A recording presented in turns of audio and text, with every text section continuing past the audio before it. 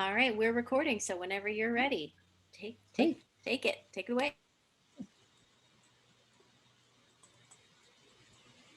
Well, welcome everybody.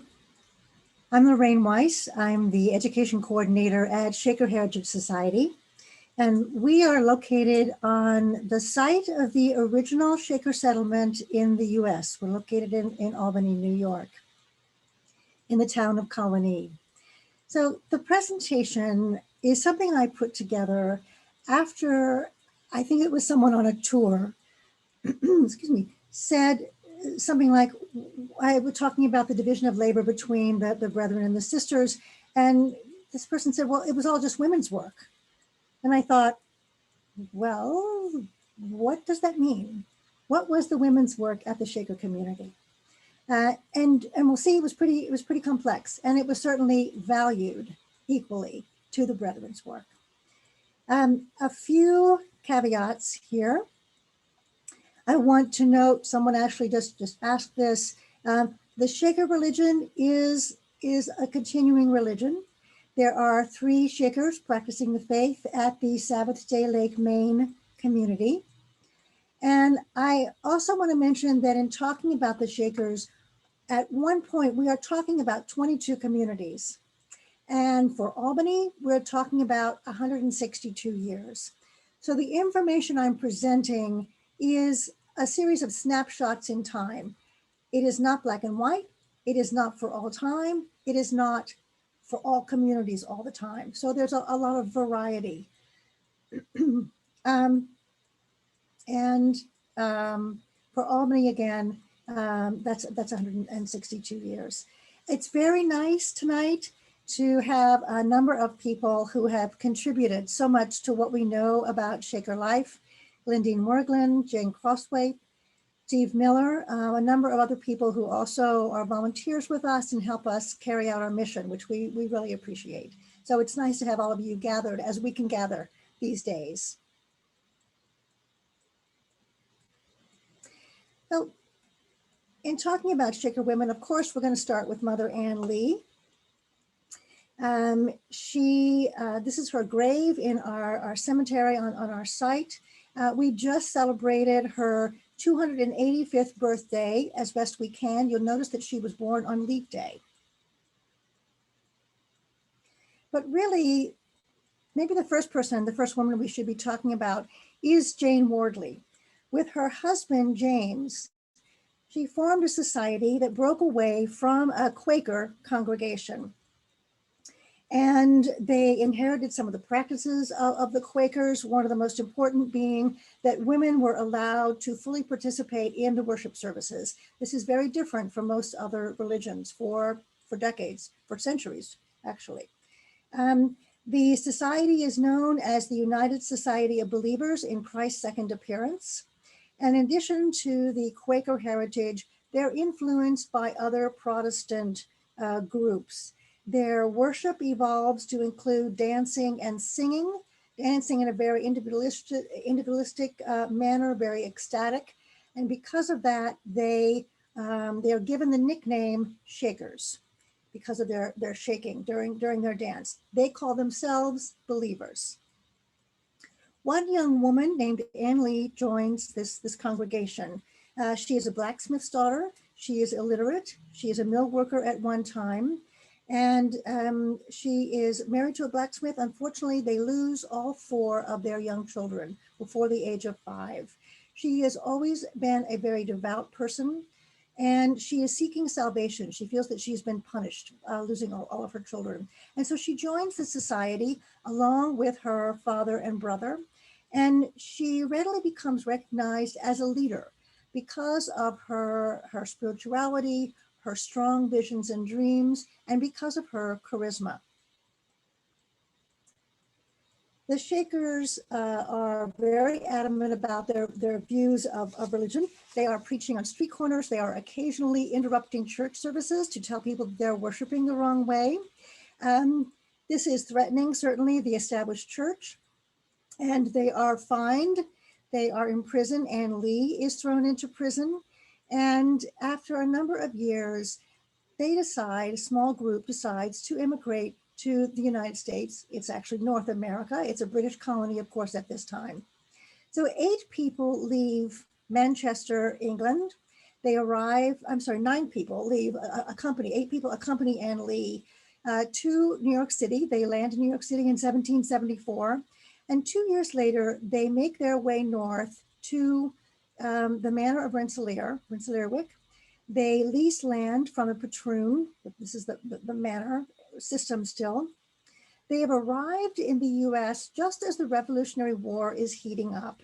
And among their beliefs is pacifism. So they are against the war, they are against fighting. And they end up being arrested as British spies. Anne Lee is thrown into prison again. This brings her group to the attention of the general public, and it's an interesting time for religion in New England. It's a period of great spiritual renewal, people seeking new ways of worshiping, seeking salvation. And this new group seems to have what they are looking for. And as word gets out about this new group that has settled north of Albany in what is an uncleared forest and swampland, they begin to visit Anne Lee and her followers. Within a few years, she decides that she is going to go on a missionary journey and really try to spread the word of this new religion. So for 2 years, she and her followers again are traveling around New England,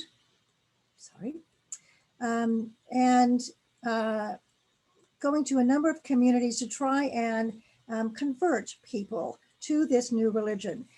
They are somewhat threatening, again, to the established church. They are persecuted while on this journey, beaten, and actually experience a lot of turmoil. But they do persevere. I think Anne Lee would probably agree with this wonderful quote, well-behaved women seldom make history. She does persevere, as do her followers. And they return to Albany, and within 10 years, 11 years, there are 10 communities already settled with Shaker communities. Unfortunately, she dies a year after her return to Watervliet in 1784. So she does not get to witness what has transpired from all of her efforts.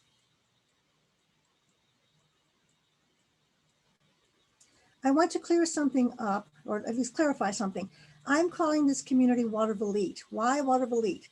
Well, the Shakers in this area are known as the Niskayuna Shakers. That was the Dutch name for this general part of Albany, upstate New York.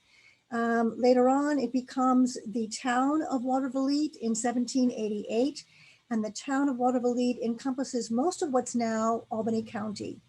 Over time, various communities are separated, are carved out of this large town. Colony is one of these towns. So our site is now located in the town of Colony. We also happen to have a mailing address of Albany. And so it can get a little confusing, but I'm going to refer to this community as Watervliet as it is usually labeled in the larger Shaker history.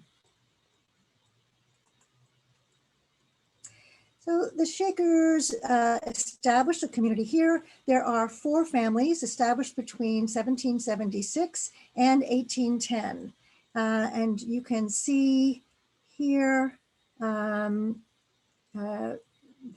4 North family, West family, South family, and Church family, which is where our society is located today. And this is what it looks like today. Here's the Albany Airport, which was built on former Shaker land. Actually, the South family loaned tractors and other equipment to help build the airport, and sisters paid to go up in some of the early flights. They were very much involved with that. So again, here is Church family, South family, West family. There are still buildings remaining at the South and West family. They are in private hands. The North family buildings are no longer in existence. That is now a country club and golf course. And you can see here Anne Lee Pond at the south of the Church family. This is the Church family's mill pond. It was dredged in 1812 for the construction of their mill. Today, it's part of a 177-acre nature preserve. So Anne Lee has died in 1784. James Whitaker, who is one of the people who came with her from Manchester, inherits the leadership, and he begins to gather the Shakers together and to form this new religion. He has a short tenure. He dies 3 years later, and the first American-born leader, James Meacham, takes his place. Now, this is someone who met Anne Lee early on. And she recognizes him, she recognizes his gifts, and she actually states that he will be her firstborn son in America. So he's going to be the first American-born leader of the Shakers. He was born in Connecticut. He is a New Light Baptist minister, and the New Lights are among these Christians who are, again, seeking a very spiritual experience, seeking a new way of worshiping, and a number of them join the Shakers. As a matter of fact, many of the people in Joseph Meacham's congregation joins this new community. He is known for establishing rules for architecture and, again, starting to think about the framework for a communal life. He's looking at the behavior between the brethren and sisters and the way that they are worshiping. And he makes a tremendous decision to bring Lucy Wright up a level and establish her as his co-equal, his co-lead minister. And he actually gives her the name of Mother Lucy Wright.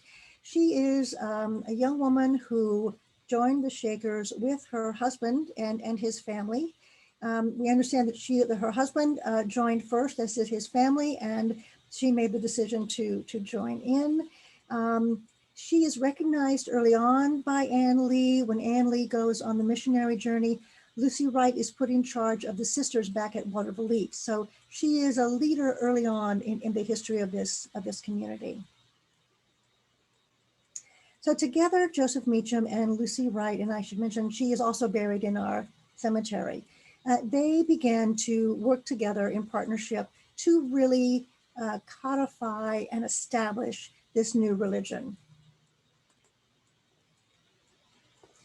And as the religion is taking form, here are the core beliefs, many of which were established beginning in the 1750s under the Wardleys. There is a confession of sins. You are to purify yourself through confession of sins. Celibacy is the approach to the path to salvation. It's a path to a pure life. The Shakers believed in both racial and sexual equality. They come to believe in communal ownership of property.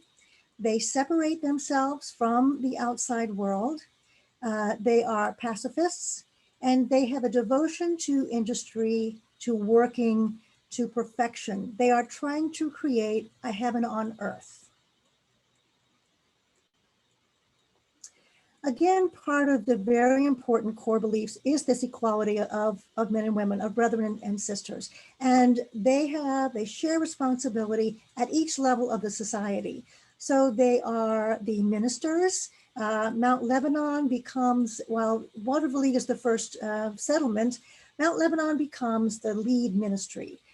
Meacham's congregation is already there. It is closer to the communities that are being settled in Massachusetts, and it is easier to administer this growing religion from the other side of the Hudson River.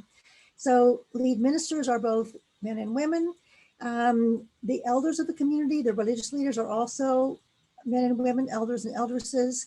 The trustees of the organization, the business leaders, are men and women. Sometimes the sisters are called office sisters, not trustees.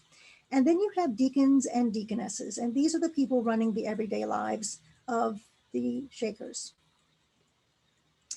Racial equality is also very important, and it appears that not all communities adhered to this belief equally through time. We understand, though, that New Lebanon and Waterville were two communities who not only honored the gender equality, but also the racial equality. And there are Black Shakers in Albany by 1802. Phoebe Lane and her family joined very early on. Um, Harriet Jones is among the last sisters of the church family. Here she's seen with the other three in 1925 as it's closing down. And Rebecca Perot, she and Rebecca Perot are part of the Philadelphia community that you'll hear about in a minute. We also understand that the Shakers assisted fugitive slaves from time to time. So Lucy Wright becomes the lead minister in 1796 at Joseph Meacham's death. And she does not take on a male equal. She has male and female ministers working under her administration. She is rather remarkable in that she is a female head of a religion for 25 years in America. And she begins to really codify the Shaker religion, which not only means worship, of course, but it means every aspect of everyday life, because this is a way of life, not just a religion. She brings order to the clothing. She codifies and establishes rules and procedures for everyday life, the way the sisters and brethren interact, the way they work together, the way they collaborate, the way the various communities relate to each other. She also standardizes the modes of worship. She brings in more choreography for dances, and she encourages hymns to be sung during the worship service also. Now, I have to note that, again, not everybody was comfortable with this petticoat, quote unquote, government, that at her ascent, there were a number of men who left the community. They did not want to be bossed around by a woman. And even throughout her tenure, there are occasional conflicts with communities. In the early 1800s, though, she certainly has a lot of support from the communities at large and from New Lebanon, Mount Lebanon as it becomes Brethren. So there is a complaint, I believe it's from the Alfred Maine Shakers, about having to follow the guidelines and be directed by this woman. And the ministers and brethren of Mount Lebanon reply with a letter. Their response illuminates their look on equality, how they are seeing this. And they write, "We have for many years been satisfied that petticoat government and breeches government both belong to the flesh, meaning the outside world, and have no part in the government of Christ. And we would to God that all believers, both male and female, might be so sick of it as to be willing to be made free of it by the law and government of Christ, which is neither male nor female separately, but the union of the Spirit between them both. Therefore, it is not man nor woman that is to govern the church, but it is Christ. And whether Christ governs us through the medium of man or woman, it is the same unction from the Holy One, and we are equally satisfied. And as it respects our precious mother, who is the first pillar of the Church of Christ on earth, and this is Lucy Wright, we feel an unshaken faith and full confidence in her gift, and as well satisfied with her administration as with any that have preceded." So that's a huge vote of confidence, to say the least. I should have also noted that the idea of equality springs from the Shaker view of God as having both male and female attributes.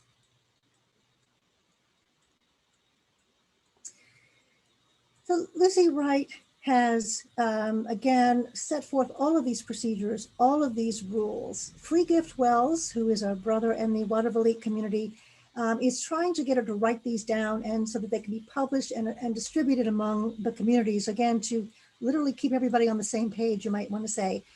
She resists this, but after her death in 1821, he finally gets these written down and published. And they are noted as, they're called the Millennial Laws. They are first published in 1821. They set forth rules for every aspect of Shaker life. So you can see the various duties and positions, orders concerning confession of sins, the intercourse between sexes, language of believers, rising in the morning and retiring to rest at night, attending to meals, how the dwelling rooms are being taken care of. This is really your rule book, your playbook for everyday life. So what does this mean for the sisters and the brethren at Watervliet? Briefly, here is a map drawn by David Austin Buckingham in 18.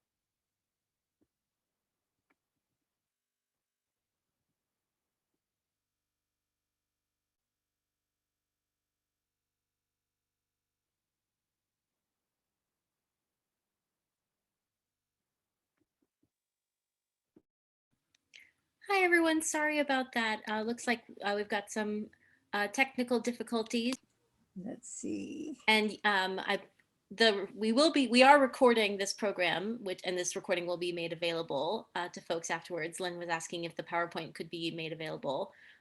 So yes, the recording will be available, The and recording will be, I don't know that the PowerPoint will be, but the recording will be yes. available. All right, Lorraine, you want to pick up where you left off? I am going to try to, but again, I apologize. I have to say, I miss the good old days with slide projectors when all you needed was a nickel in your pocket to deal with a stuck slide. But I'm back. So picking up again. This is a map of the community in 1838 drawn by David Austin Buckingham. And you can see that this is a planned community. So you have a main access here with residential and industrial work buildings. And then you have your agricultural buildings around the perimeter and various fields. Here is the orchard, which we still have a part of. Here is the mill on Anley Pond. And a view of the community 30 years later in 1868. We're very lucky to have some of these photographs, again, that were produced by James Irving of Troy and are at the New York State Museum and Communal Societies collection at Hamilton College. So the meeting house that is still standing is here. And the dwelling house is ahead of us. That's no longer there. The Brethren's workshop is still standing.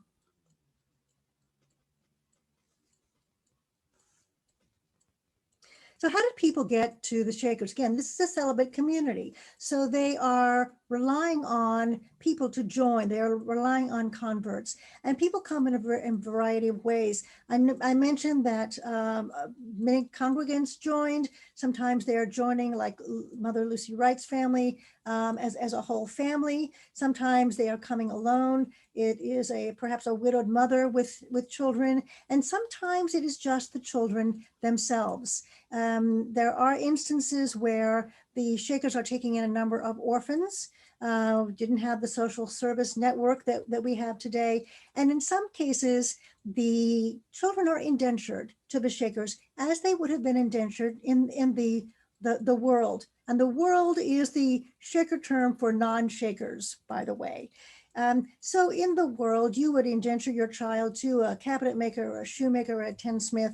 They would be an apprentice. The craftsperson would gain cheap labor. They would also be responsible for giving them room and board and training them. And this happened with the Shakers also. Here is Samantha Bowie.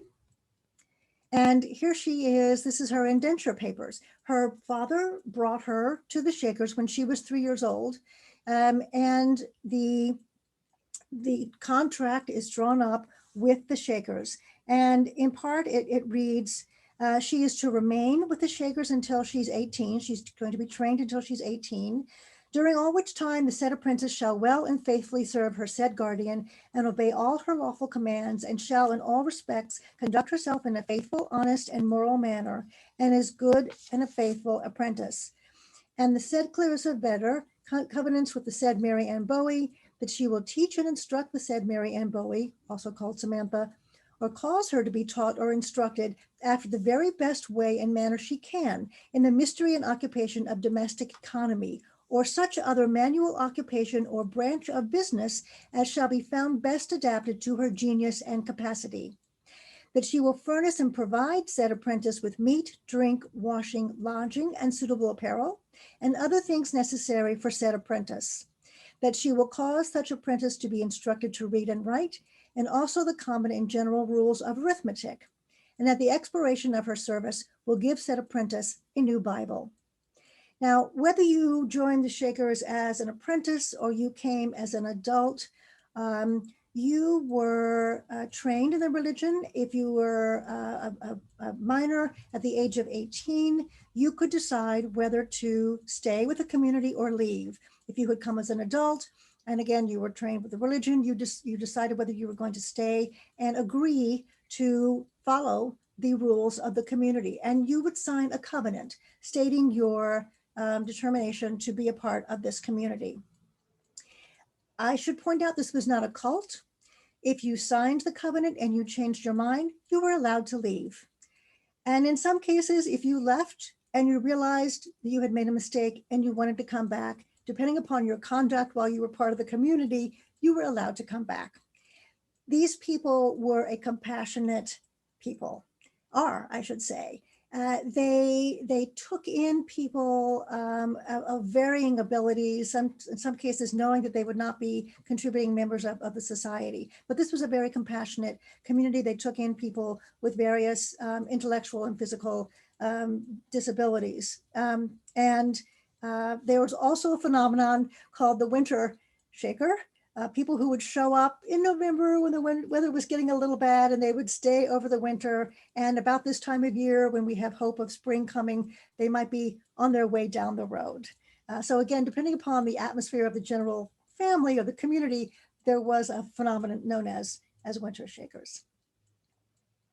So if you stayed with the Shakers, and especially if you came as a young child and you were trained, or you came as an adult, there were a variety of opportunities in the community. And let's talk about what some of those opportunities were.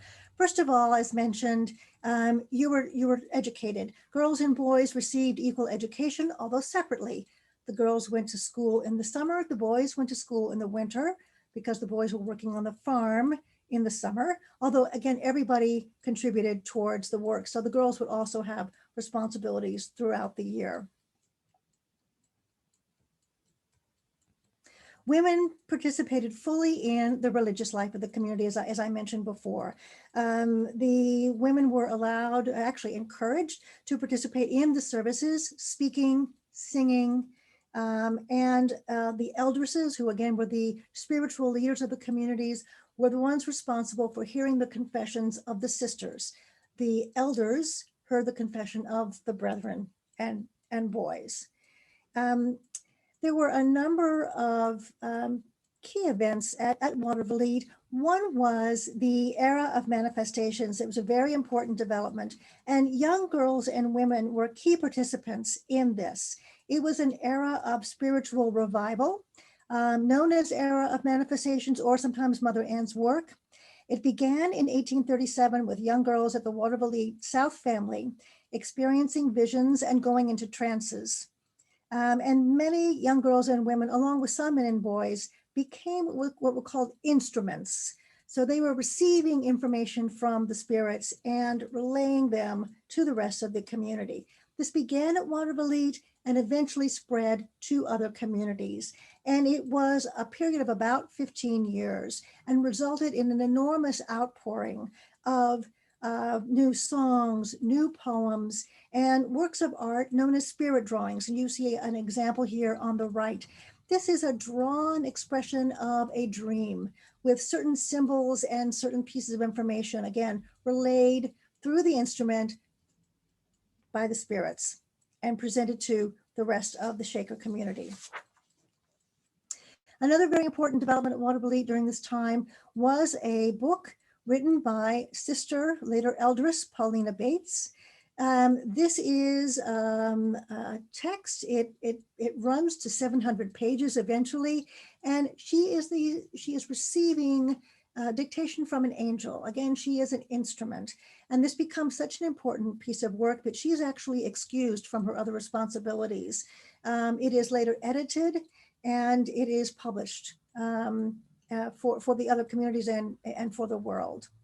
Paulina Bates is also very interesting at Watervliet. She becomes, again, an elder. She's first at the South family here on the right. That's the South family dwelling house. She's later moved to the West family. You'll notice that these buildings are called bell houses. That's because of the bell on the top.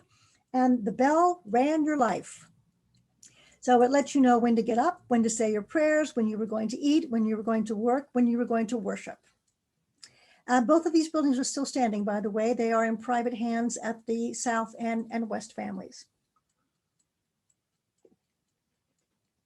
The South family was the novitiate order. This is where newcomers to the community came and were, again, trained. This is where you were taken through the processes of early confession, and this is where you decided whether or not you were going to stay with the community. And then you were either you stayed there or you were assigned to the other families. And I should say family is the term the Shakers used for these enclaves, these villages, you might say. Those at the church family were the most spiritual, they were the most stable in the community. You achieved your assignment to the church family. While at the South family, Paulina Bates meets Rebecca Cox Jackson, who is a remarkable woman. She is from Philadelphia. She's a Black itinerant Methodist Episcopal preacher. She is also illiterate. She has a number of outlooks similar to Mother Ann Lee. She eventually teaches herself to read and write, and she is on a speaking tour through Albany when she visits the Shakers. And you were allowed to come visit the Shakers. This is the way they attracted new converts. The world was allowed to come watch the services. Now, this is our current meeting room, meeting house, and you can barely see there are a series of benches in the back. These are not for the Shakers. This is for the world. The world would come and watch the services in the back. The floor here is the worship space for the Shakers, where they are dancing and singing and speaking. Rebecca Jackson remarks after this first meeting, and by the way, she would have first seen them in the old meeting house, which I showed you before, the 1791 meeting house. That, by the way, stood right out the front door of the current meeting house. She comments, "For the first time in all my life, I have found a people to my sense that I believe to be the true people of God on earth."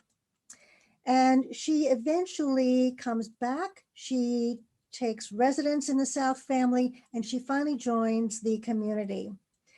She witnesses this new meeting house being built and dedicated, and she becomes one of the people who is speaking at the religious services. And she is she's noted in the journals for her gifts.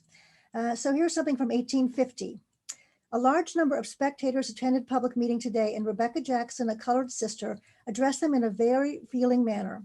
I do not know as I ever heard the spectators lectured in a more suitable and feeling manner by any in my life.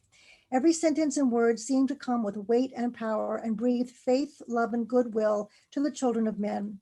She set forth the order of the deity and proved by scripture that the female has her lot and office therein as really as the male. She showed the propriety of Christ making his second appearance in the female in order to complete the work of redemption." It is Paulina Bates who gives Rebecca Jackson permission to go back to Philadelphia and establish her own community. She becomes Mother Rebecca. At that point, the community is an outlying family of the Watervliet community. It is the only urban Shaker community, and it is largely African American.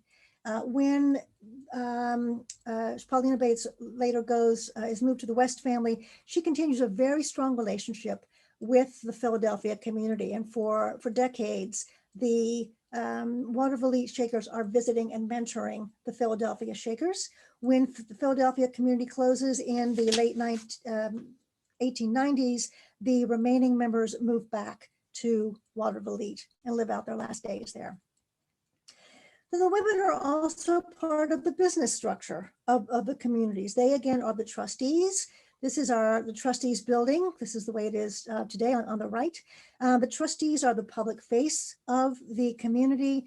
The trustees building is where you had your visitors come. You were fed as a visitor. You were allowed to stay overnight. This is where the meetings were. And this is where the store was also. So the trustees, including the brethren and the sisters, are the public face. They're the ones interacting with the public here. It's important to note, however, that even as a trustee or an elder, you still worked for the community. So for example, Phoebe Ann Buckingham, and by the way, the trustees are also tasked with keeping daily journals. And these are wonderful resources. This is what tells us what's going on in the Shaker communities. They're just amazing resources. So Phoebe at one point writes, "To the old tan house I must go, there to take my situation in learning to weave tape, though not my own choice, but to obey my deaconess will and voice, and that I must do with great pleasure." She might be gritting her teeth as she writes this, but even so, everybody is contributing to the economy of the community. And the same is true of Lydia Annis, who's another trustee. The Shakers are rotated through responsibilities. So Sister Lydia becomes a trustee. She's also one of the instruments during the era of manifestations. She's involved in a number of the industries. You can see the bonnets and the fancy work here. And she also serves as a deaconess. Now, the deaconesses, I refer to them as kind of the HR department. They are running the details of everyday life. Isabella Graves, for example, is at the South family. She's designated a deaconess in 1895. In addition to helping produce ketchup and chili sauce, this is the little sauce building on the South family where the product was boiled and processed. She's also selling eggs and ducks at the Albany market. She's teaching other sisters how to knit and produce goods. And she also has some responsibilities dealing with the grapevines and saplings. So to a certain extent, people are rotated among the chores, but also as time goes on and the numbers decline, the remaining Shakers are taking on more and more responsibilities. The sisters and brethren work equally but separately. So they each have their own workshops. And this is the sisters' workshop. It is now the site of our herb garden.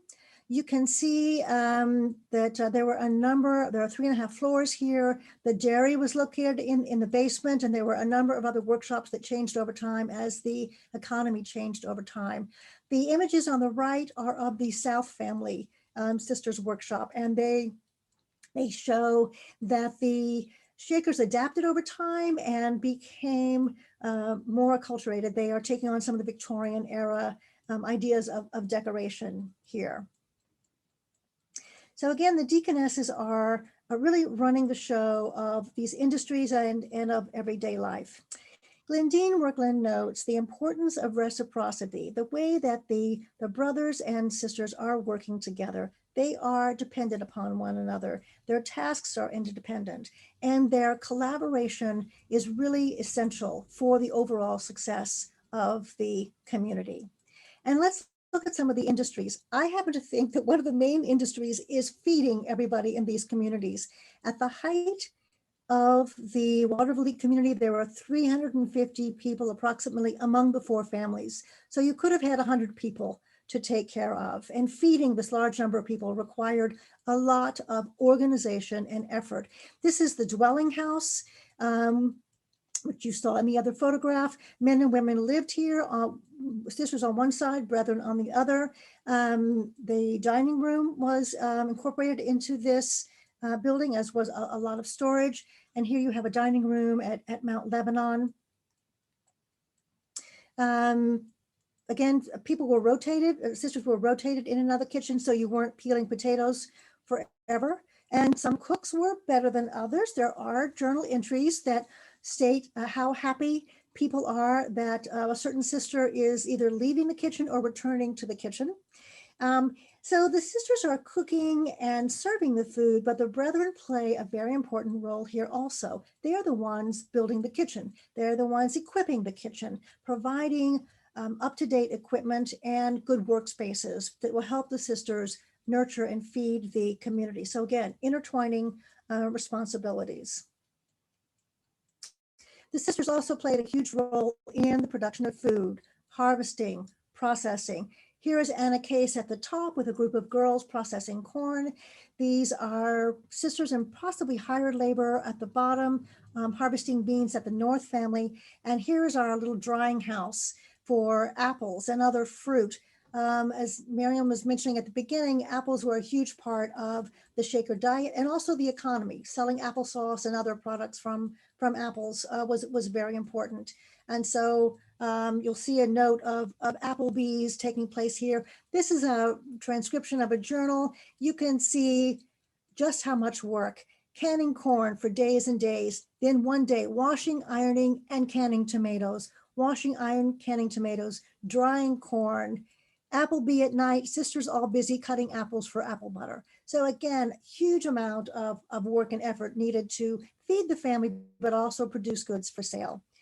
I would be remiss if I didn't acknowledge that laundry was also a part of the sisters' work, but here again, the brethren are assisting. I should also note the importance of technology to the Shakers. They are creating a heaven on earth, and part of that is efficiency. And part of efficiency is using technology in the best way possible. These are not the Amish. They are inventing things such as the first commercial washing machine, which you'll see on the lower left. It is a water-powered agitator. Later on, there will be steam-powered laundry machines. And you'll see at the top right, these drying racks that can be pulled out, used as drying racks, and then gotten out of the way. So here again, the brethren are providing an efficient space for the sisters to work. The sisters were also essential in the larger Shaker industries, and these began very early on. The seed industry was developed at Watervliet beginning in the 1790s. They are growing enormous quantities of vegetables, and they have developed a process of packaging them in small envelopes for sale to the public through middlemen.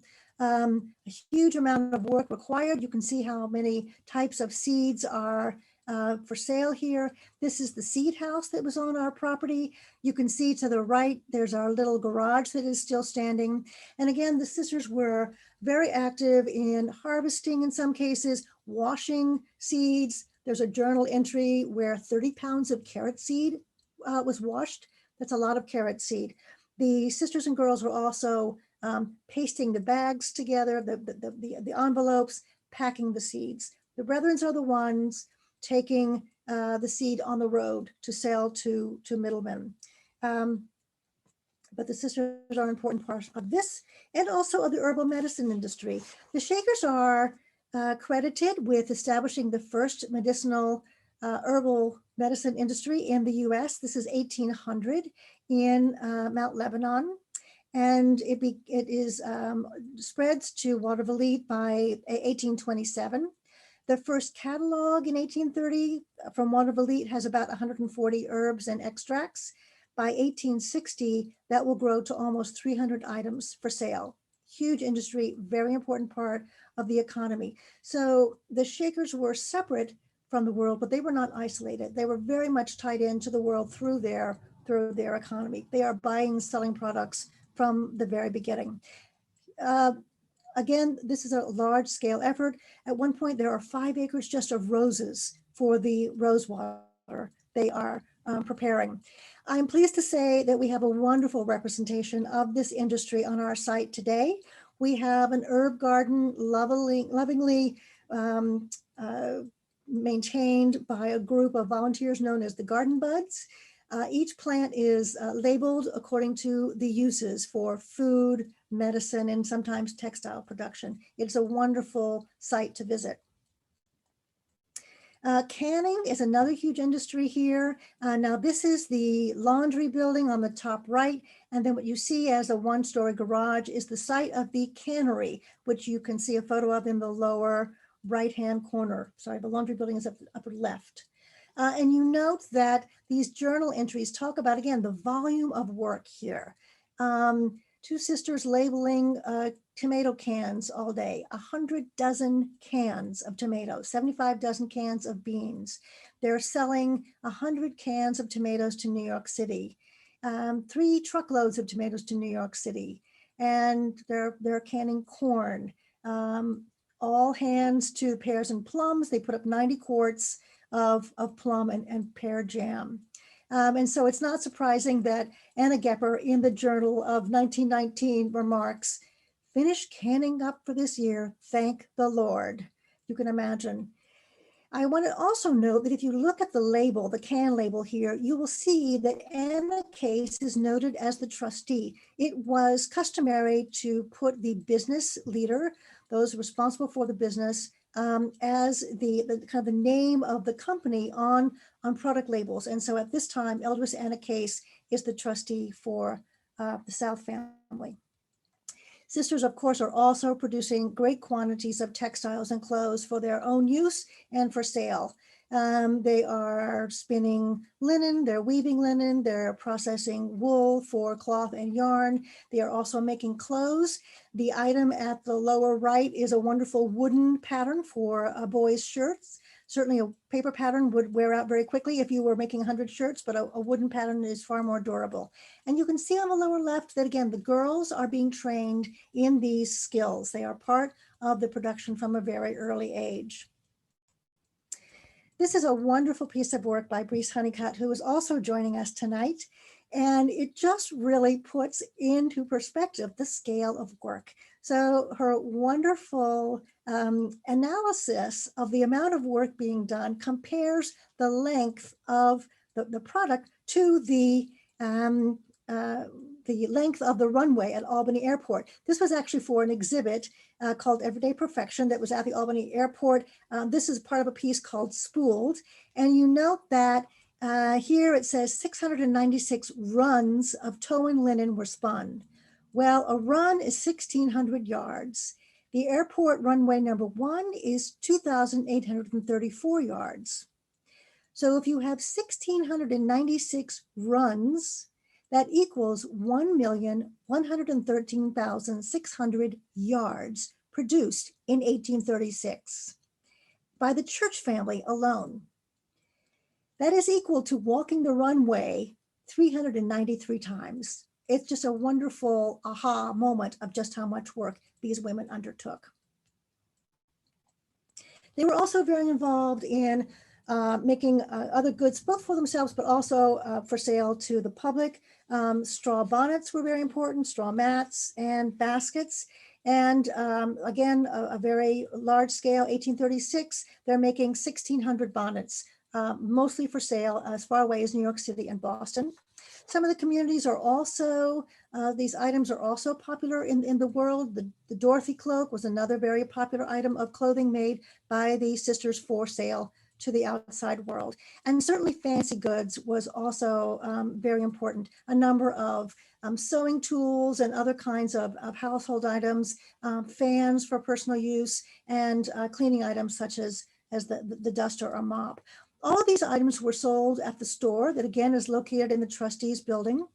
And the earnings are very important. They sustain the entire community, not just the sisters. At one point, the South family notes that a property is purchased with the proceeds that the sisters have raised during the year. So again, their work is essential. I do want to note, it's not all work. This is a community. There were picnics from time to time. As time went on and they became a little bit more maybe secularized and took on more traditions of the outside world, there were more holiday celebrations and so forth. So they did get together and have fun from time to time. Certainly as the number of brethren declined, the sisters were taking on more and more responsibility. Here are two sisters at Mount Lebanon. with the furniture industry. Now, Waterville produced furniture for their own use, but they did not, and they sold a few pieces, but they did not have the furniture industry focused at the world like Mount Lebanon did. Sister Sarah Collins was actually adopted from a Boston orphanage. Her father had been killed in the Civil War, and her mother was either unable to care for her or she had died also. Lillian Barstow is at the Shaker School by the 1880s, and they are the ones carrying on the chair taping here and actually the manufacturing of chairs at Mount Lebanon. Women also continue to be very active in the administration of the community. Eldridge Catherine Allen is lead minister at Mount Lebanon. She is active on a national and international level on issues such as the rights of women and animals. The Shaker sisters are often sought out for advice. They are supporting women's suffrage. And she and other eldresses and sisters are writing. This piece on the right is one of her writings. And again, they are still trying to reach the outside world with these publications. Now we go from Mother Ann to Eldress Anna. Mother Ann at the beginning and Eldress Anna Case at the end of the Waterville community. Her life really is a summary of the experiences of the Shakers at Waterville. She runs away at the age of 11. Her mother has died. Her father perhaps is an alcoholic. There's some trouble at home. And she runs away. She's from Rochester. A Shaker, a relative places with her, with the Shakers, and she finds a spiritual mooring and a safe place to be in a community that she embraces wholeheartedly and that embraces her in return. And she takes on all of the roles that the sisters are involved with. She is a beloved teacher of the girls. She becomes a caretaker and a beloved teacher. She is a skilled needleworker. Anna Gepler notes how quick she is in knitting and how high quality her products are, better than anybody else at the South family. She is a successful businesswoman. Again, you saw that she is the trustee for the family, and she becomes also the eldress. So she is the spiritual leader. She has a lot of business contacts in the world, which is necessary for running the various businesses of the family. And sadly, she's also the trustee and involved in shutting down her own community. So as the numbers are declining, she is responsible for closing the West family and the North family and selling off those properties. Eventually, and she's working actually with the trustee at the church family, whose brother Josiah Barker. When he dies in the 1920s, she has the responsibility of selling off the church family property. And Albany County buys that property to construct the Anley Nursing Home. And later that will become the site of Shaker Heritage Society. The community continues to decline, and she sees that the Shaker community and religion as a whole is declining. She works with others, including Eldress Catherine Allen, to secure the legacy of the Shakers. They have the foresight to see that archives from our site and other communities are placed at the New York State Museum and Library and at the Case Western Reserve Historical Society. So she is watching her own way of life disappear, but she's very much aware of the importance of that way of life. It will continue to a certain extent, is continuing today, but she wants to make sure that that the full story can be accessed in the future. And we're very lucky that she had that foresight, because indeed we are using, our archives are at the New York State Museum and Case Western Reserve Historical Society. So I just rushed you through a rather superficial view of Shaker women's lives, but you can see that their work is complex, They were equally valued as essential to the whole community. I'm very glad to say we're going to be hosting a number of other presentations throughout the year, again, by some of the people who are here with us this evening. And I hope you will join us for those presentations. There's a lot more to learn and explore about the Shakers. You can also discover more information about our programs on our website, www.shakerheritage.org. We would appreciate your assistance with supporting our programs in the form of a donation. We will give you that information in the chat. You will also get, again, some of this information after the presentation. Thank you to Miriam Cantor-Stone, our Community Engagement Coordinator, and Johanna Batman, our Executive Director, for your help with technology tonight. And I am happy to take questions. I also invite others to help me answer some of these questions.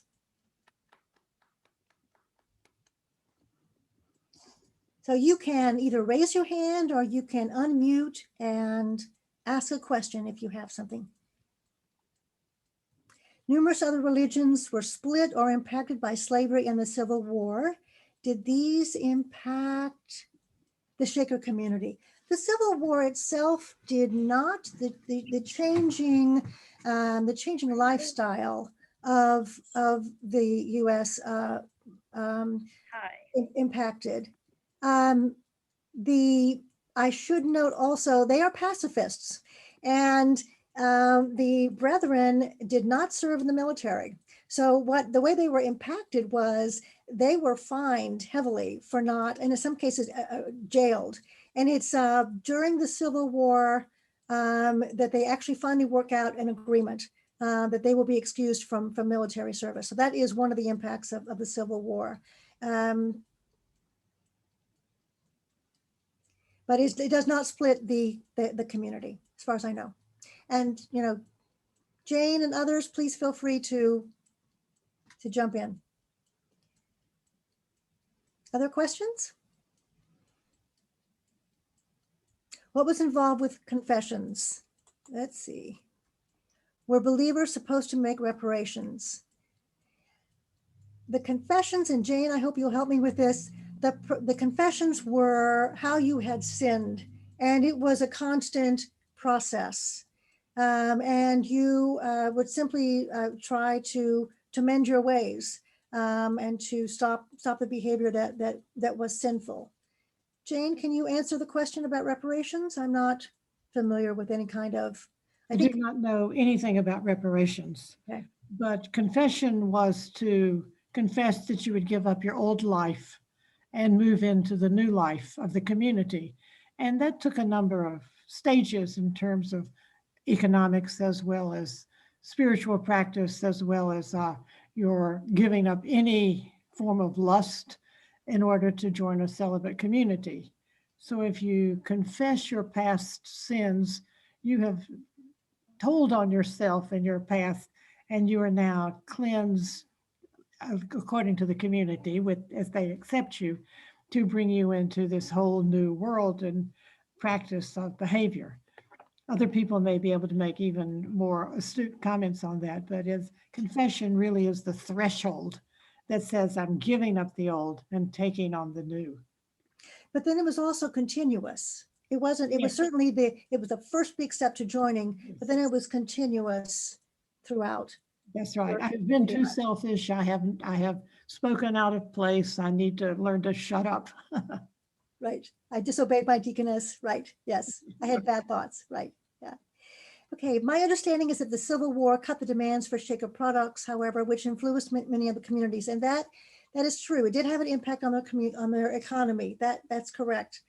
And that again affected different communities in different ways. But yes, that was one of the perhaps one of the forces that started leading to the decline of the communities. Well, and certainly also in the West, in Kentucky, those communities are very differently impacted. And so that's a whole different story about how their land and their food and their animals were taken both by the Yankees and by the Southern troops as they passed back and forth through Kentucky. So the New England had a different experience, I think. And also some communities that depended on Southern markets when the embargo was initiated. For example, Enfield, Connecticut had their seed industry depended mainly on sales to the South. They had agents all over Georgia and Tennessee. And of course that ended, and the garden seed industry ended at Enfield, Connecticut because of that. I believe the seed industry may have extended to the 1880s at Watervliet. You might know more about that, Steve. And also part of that decline was also that other people had joined the industry and that they could produce more and more quickly than the Shakers. Yeah, actually at Watervliet, the last printed seed listing is from 1892. Okay. So we know it actually extended at least that far. Okay. Okay. Had there been a conscientious objector status before the Shakers and the Civil War? Pamela, do you mean by non-Shakers? You can unmute yourself and clarify.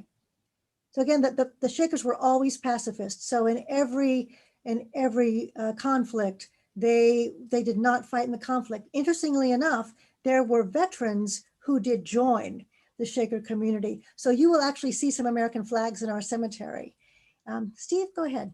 Yeah, anytime you say Shakers and always in one sentence, you know you're in trouble. That's right. A number of Shakers actually fought during the American Revolution, Right. for example, and their pensions afterwards were a source of contention. Yes. And Christian Goodwillie takes this up brilliantly in the most recent edition of the ASQC, the American Communal Societies Quarterly, CQ. And so, yeah, they were pacifists, but. Well, but they were not Shakers when they were fighting in the war. They joined the Shakers after their service. There were no Shakers when they joined. Right. Well, I mean, it was, right. So they were not Shakers when they were fighting in the war. Yeah, the question is, should they have taken their war pensions afterwards? And some did and some did not. That's right. Yeah. Yeah, my question related to the fact that they were fined for not allowing themselves to be drafted. So that made me wonder whether there had been a conscientious objector status before that, or if their actions during the Civil War helped develop that. It's a good question. And I think the answer is that because they were constantly at the legislature and they were constantly, this was a constant effort. So I believe that their agreement with Abraham Lincoln is probably a watershed, and maybe it is a first recognized status as a conscientious objector. It's a great question. Thank you.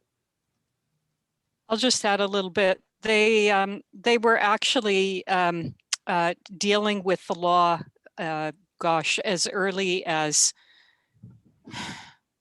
the late 1700s, was saying that they weren't going to fight, and people were being thrown in jail, they were being fined, but the agreement that they had with Abraham Lincoln codified all of that. But they were fighting right from the get-go to not fight. Yeah. Right. Yeah, and jailed and fined. Significant. The fines were significant, right? Yep. Thanks, Terry. Glad you're here. Do you know anything about Brother Moses Johnson? Was he the architect for most buildings at all sites? Specifically, I was wondering who the architect was at the Harrodsburg, Kentucky site. I know that he was the designer of that 1791 meeting house, which I would really like to have back. I don't, and I know that, I'm sorry, forgetting Jesse Wells, I hope I've got that right, was the architect or designer for our 1848 meeting house. Anybody else know about the larger question about the Harrodsburg, Kentucky? I can answer that because I work at Pleasant Hill. Oh, good. Hello, Becky. Hi. So we often consider the Pleasant Hill architect to be Brother Micaiah Burnett, who was not trained as an architect, but was sort of a Renaissance man who did a lot of things, including designing our center family dwelling and the trustee's office. So I'm sure that's who the person is thinking of.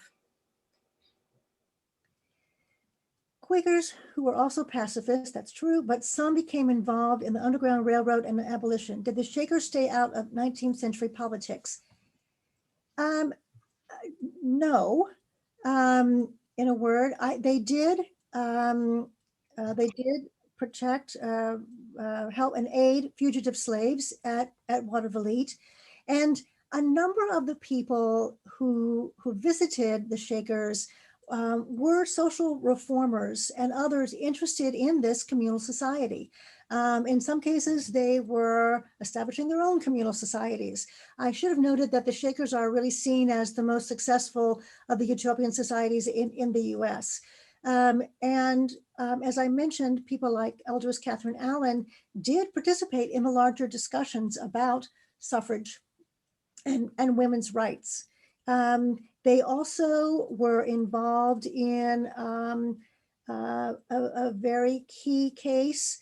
It was covered in the book, The Great Divorce by Eileen Wu. And this is Eunice Chapman suing for divorce. Her husband, James, has taken their children and joined the Watervliet Society, and she does not want to join. Of course, the fathers have the right to their children. Her case is watershed in establishing the first divorce in New York State. So to a certain extent, they are very much involved with that. Anyone else want to add to that? There's also, it might be related, there's also a question about Shakers and the suffragette movement. Yeah, so again, the Shaker women were at various communities were involved in the larger discussion, and in some cases were attending meetings and councils throughout the 19th century. And people, so there are actually some journal entries, I've forgotten which family, that a suffragette is visiting the Shakers. This is someone who's come to talk to, maybe it's the West family, I don't really remember. So again, there's this dialogue with the world about some of these issues. Looks like we've got a question from Daryl. Go ahead, Daryl.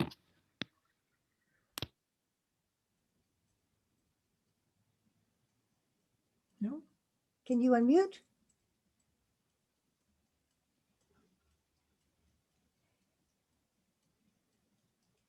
Daryl, you need to unmute yourself, then we'll be able to hear you.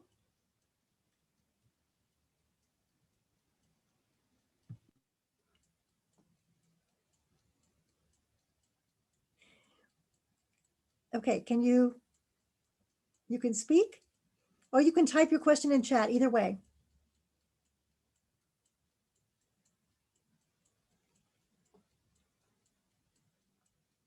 All right, I'm going to go on and we'll come back to you. I live in one of the Shaker villages behind George's Market. At least I was told that. I love the building. You are living, Anna, you are living in the West family property. So you are, I don't know which building you're in, but that's the West family, and that's the family I noted as being connected with the Philadelphia community. And so they are remarkable. When that dwelling house was rehabbed for apartments in the 1950s, the upper stories were left intact. So there are still some Shaker bedrooms and other areas up there. And we will, when it's safe to do so, once again, we will hope to have some tours there. So you are definitely living in a Shaker community.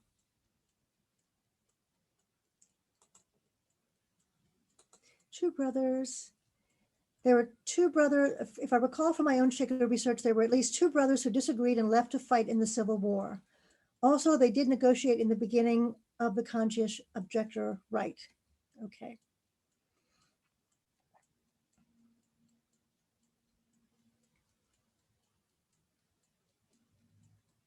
Okay. Any other questions? Did I get everything here? And Daryl, were you able to unmute?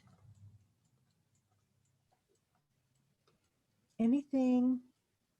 Oh, at the historic Shaker community near where I live in Watervliet Shaker Village, Ohio, which was named after Watervliet, New York. The Shakers did not mark where they had buried their dead. That has created many challenges with recent development in this area. Was not marking burial locations common elsewhere? What I understand, and again, people will add, at one point, because the markers were hard to maintain, the Shakers were instructed to take up all the individual markers and replace them with one single marker. Fortunately, a number of Shaker cemeteries did not follow that direction, including ours. That may have led to the situation in your community. I don't know. We are fortunate that we still have the individual 445 burials indicated in our cemetery. Anybody else want to comment on that?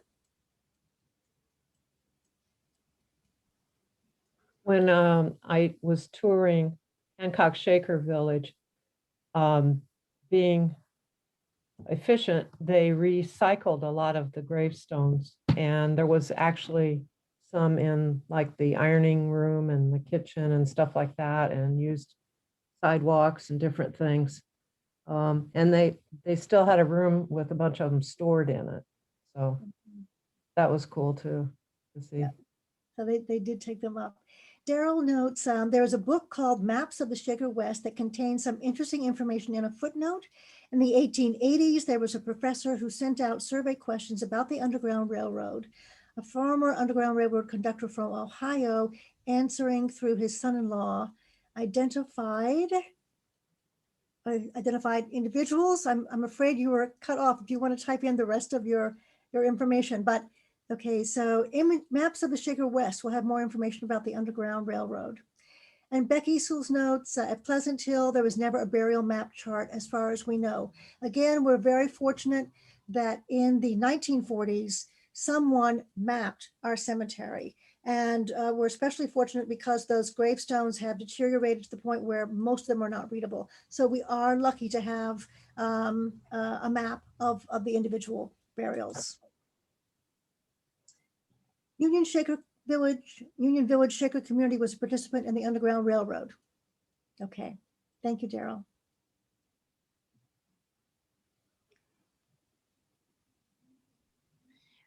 I think also as far as burials go, my understanding is that some of the communities didn't mark the graves because all those buried there were meant to be seen as a community, not separate individuals that were placed in different parts of the ground.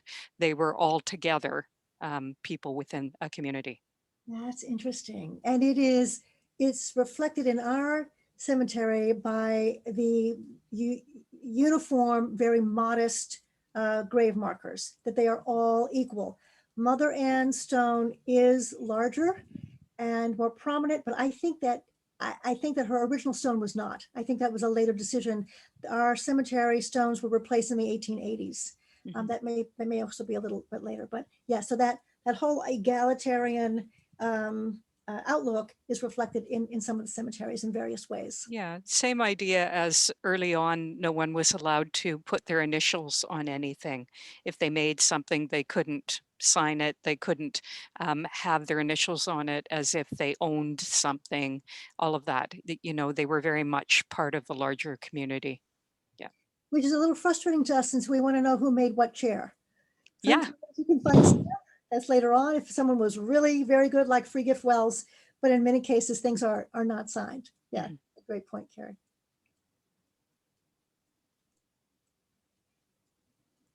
Other questions? Thank you, Lorraine. Thanks to all of you. It's so wonderful to see this great collection. And again, you know, it's one of the silver linings of this last year, being able to gather people near and far. It's wonderful for me to have the input of so many people here. Again, some of you are going to be speaking in the next year. I haven't finished inviting everybody yet, but a lot more to learn together, which is really something to look forward to. So, all right. No, thank you for putting up with my technological difficulties. And I hope to see you again at other programs. I really look forward to seeing some of you in person, but I also look forward to seeing this wonderful larger group online. So thank you very much for joining us tonight. Thank you. Thank